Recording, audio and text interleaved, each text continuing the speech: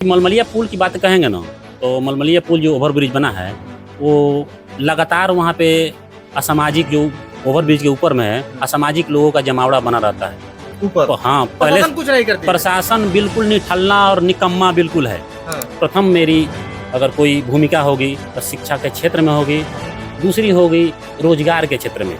मैं high voltage drama उसको बना दिया गया है। जान गई जो आम लोगों की जान का कोई मतलब नहीं है। लालू प्रसाद यादव जी को लोग कहा जाता था कि जंगल राज, लेकिन ये कौन सा जंगल और मंगल राज है? इसके बारे में मैं कहना चाहूँगा कि उस समय जो अपराधी थे बंदूक कट्टा दुनाली से। नमस्कार, इस वक्त मेरी मौजूदगी है गोड़ियाकोठी विधानसभा क्षेत्र में और आज हम बात करेंगे बिहार सरकार और बिहार के कानून व्यवस्था के ऊपर। मेरे साथ जुड़ चुके हैं जन सुराज के नेता हैं और 111 गोड़ियाकोठी विधानसभा के भावी प्रत्याशी हैं जो कि जन सुराज से चुनाव लड़ने का एक दावा किए हैं। और रवि भूषण गुप्ता जी, और जो कि बहुत सारे लोग रवि गुप्ता के नाम से भी जानते हैं। इन्हीं तमाम मुद्दों पे बात करेंगे और कानून व्यवस्था के बारे में हम लोग बात करने का प्रयास करेंगे। स्वागत है सर आपका। जी, आपका भी स्वागत है और आपके चैनल के माध्यम से देखने वाले सभी श्रोता बंधु और दर्शकों को मेरा प्रणाम, नमस्कार, सलाम है। बिहार में कुछ दिन के बाद चुनाव होने वाला है, बिहार विधानसभा का चुनाव होने वाला है और कानून व्यवस्था इतना ना लच्चर हो चुका है। बिहार के माननीय मुख्यमंत्री नीतीश कुमार जी कहते हैं कि जो भी अपराधी होगा उसको बख्शा नहीं जाएगा, छोड़ा नहीं जाएगा। अभी मलमलिया में जो ट्रिपल नरसंहार आपको देखने को मिला, इस पे क्या आपका प्रतिक्रिया रहेगा?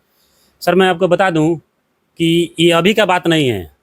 ये सरकार जब से आई है ना, तब से जो कह रहे हैं ना, पहले तो लालू प्रसाद यादव जी को लोग कहा जाता था कि जंगल राज, लेकिन ये कौन सा जंगल और मंगल राज है? इसके बारे में मैं कहना चाहूँगा कि उस समय जो अपराधी थे बंदूक कट्टा दुनाली से वसूली करते थे। आज अब अफसर जो है कलम दिखा के वसूली करता है और खुलेआम, आज के समय खुलेआम दिन दहाड़े, जो कि अभी मलमलिया की घटना है, 4 बजे के समय जहां हजारों की संख्या में लोग मौजूद थे। 2 थाने अगल बगल में है, भगवानपुर थाना 1-1.5 किलोमीटर दूर है और बसंतपुर थाना 1 किलोमीटर दूर है। उसके मध्य में व्यापारिक दृष्टिकोण से सबसे व्यस्तम जगह पे, जहाँ पे दिन दहाड़े नरसंहार हो रहा है और मूक दर्शक बने हुए हैं वहाँ के पुलिस प्रशासन और सभी लोग। इसके बारे में मैं जितना भी कहूँ बहुत कम है। कहीं ना कहीं इस सिस्टम में सबसे बड़ा दोष है। सिस्टम जो है ना बिल्कुल लाचार और अपंग हो चुका है और जो अभी राजनीति में बैठे हुए लोग हैं, घुसपैठिया दलाल लोग, यही लोग सिस्टम को हैक करके बर्बाद किए हुए हैं। हमारी और आपकी जान का कोई फिक्र नहीं है, कब हमारी और आपकी जान चली जाए कोई नहीं जानता है। लेकिन बिहार विधानसभा का चुनाव है, जो मलमलिया में कांड हुआ, जो नरसंहार हुआ, उस नरसंहार जो कि लोग मारे गए हैं, उसके पीड़ित परिवार के लोगों से मिलने के लिए बिहार के तमाम कोने कोने से नेता आ रहे हैं, लेकिन कोई नेता अभी तक के कानून व्यवस्था के ऊपर बात टिक्का टिप्पणी नहीं कर रहा।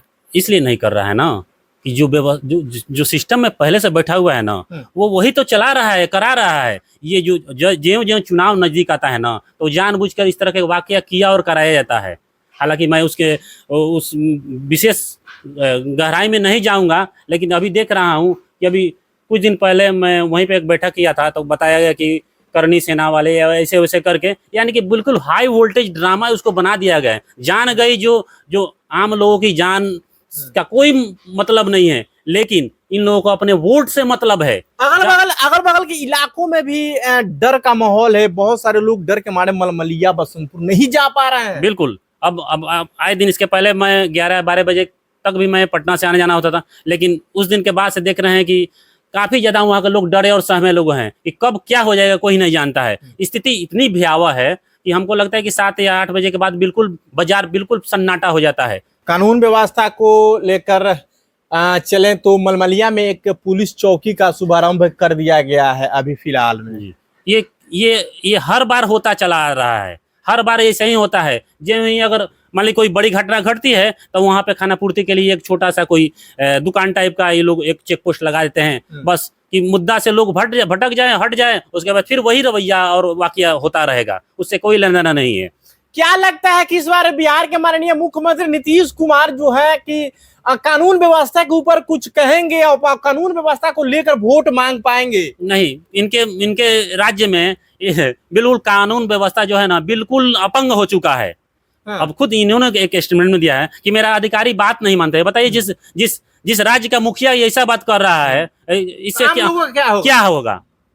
यही चीज है कि जब उस राज्य का मुखिया कह रहा है कि हमारा पदाधिकारी बात नहीं मान रहा है, तो बताइए ये जो पूरा सिस्टम है वो उसका क्या दशा और दुर्दशा होगा, आप खुद अंदाजा लगा सकते हैं। आपके जो नेता हैं जन स्वराज के सूत्रधार प्रशांत किशोर जी का 8 तारीख को जो कि सामने 8 तारीख को प्रोग्राम बसंतपुर में होने वाला था, उस प्रोग्राम को स्थगित कर दिया गया है मलमलिया कांड को देखते हुए। जी बिल्कुल, ये 8 तारीख को प्रशांत किशोर के बसंतपुर में जो जनसभा थी उसको इसी को देखते हुए स्थगित इसलिए कर दिया गया कि जो निर्मम हत्याकांड हुआ है इससे काफी जो जनमानस पर काफी बुरा प्रभाव पड़ा है, जिससे उनकी सभा को उनको खुद नहीं डर के मारे नहीं आ पाएंगे, इसीलिए उस चीज को स्थगित कर दिया गया है। हो सकता है कि अगले हफ्ते या तीसरे हफ्ते में होगी।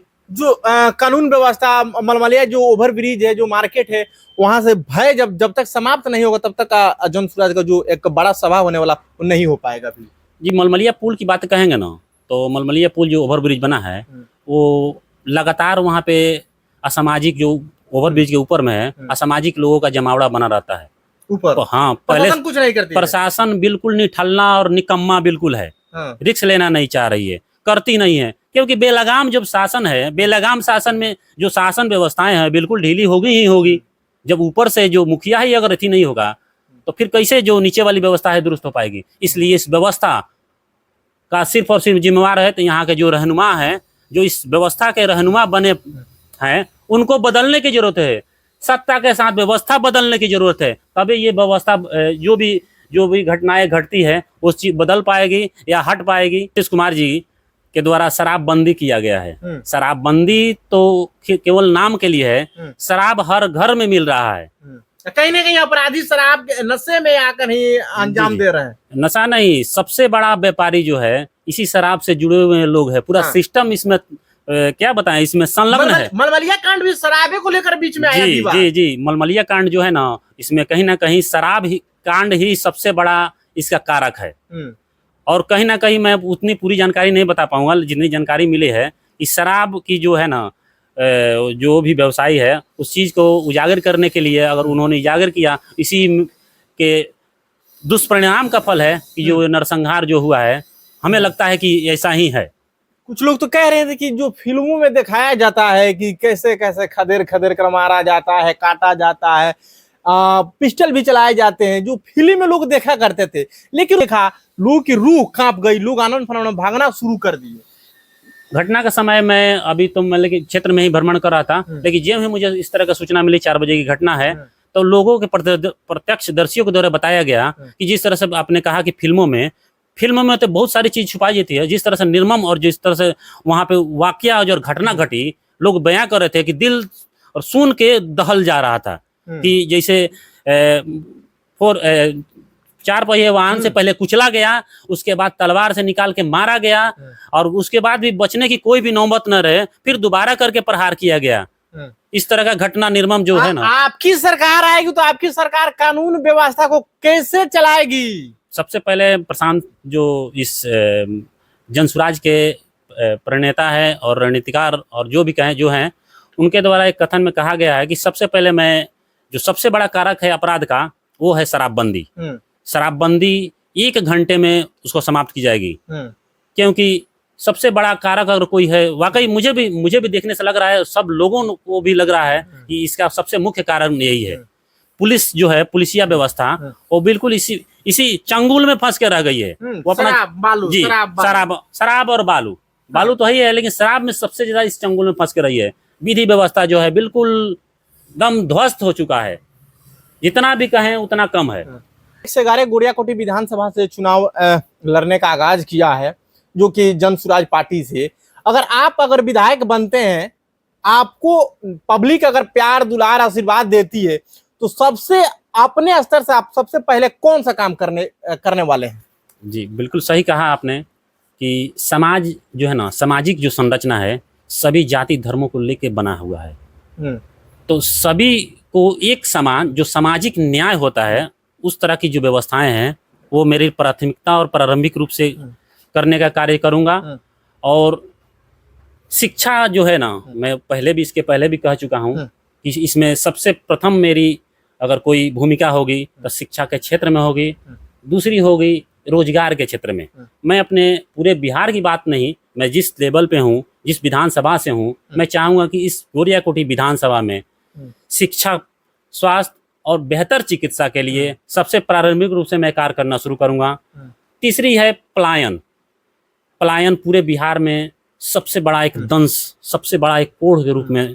लेकिन इन्हीं सब वादों से तो गोरियाकोठी की जनता बार बार ठगी जाती है। आप भी वही बतवा कह रहे हैं, लोग विश्वास कैसे करेगा? विश्वास करेगा? सही कहा आपने। लेकिन अभी तक किसी ने, मैं अब इस दावे के साथ कहता हूँ, अभी तक किसी ने शिक्षा, स्वास्थ्य, रोजगार पे किसी ने बात नहीं किया था। ये पहला कोई प्रशांत किशोर का टीम है, प्रशांत किशोर की जन सुराज पार्टी है। और मैं भी कह रहा हूँ, इस तरह का मैं कहता नहीं हूँ, करने के लिए बिल्कुल तत्पर हूँ। अगर इस व्यवस्था में लोगों ने मुझे चाहा और रखने का किया तो बिल्कुल मैं सबसे प्रारंभिक रूप से मेरी जो प्राथमिकताएं होगी इसी तीनों चीज़ पे होगी। बेहतर जो स्वास्थ्य व्यवस्थाएं हैं, बेहतर चिकित्सा व्यवस्थाएं हैं, बेहतर शिक्षा व्यवस्थाएं हैं और बेहतर रोजगार व्यवस्थाएं को मैं लाने का एकदम बिल्कुल सतत प्रयास करूंगा और करने का कोशिश करूंगा। ये आए दिन बिहार में बेरोजगारी चरम सीमा पे है। बहुत सारे युवा पढ़ लिख कर भी दर दर भटकते हैं। तो क्या कहिएगा जो युवा लोग हैं, जो छात्र छात्रा हैं? युवा हूँ और युवाओं के लिए ही बात करूंगा और बात करना चाहूँगा कि जिस व्यवस्था में अगर युवा, इस लोकतांत्रिक जो देश है, अगर लोकतंत्र में युवा भागीदारी नहीं लेते हैं ना, जिसका खामियाजाना सभी को भुगतना पड़ता है। लड़ाई के मैदान में अगर नए लोग ना होना या युवा अगर उस क्षेत्र में ना हो तो शायद लड़ाई नहीं जीती जा सकती। युवा देश का भविष्य होता है। युवा देश का भविष्य होता है और युवाओं को आगे इसमें आना चाहिए।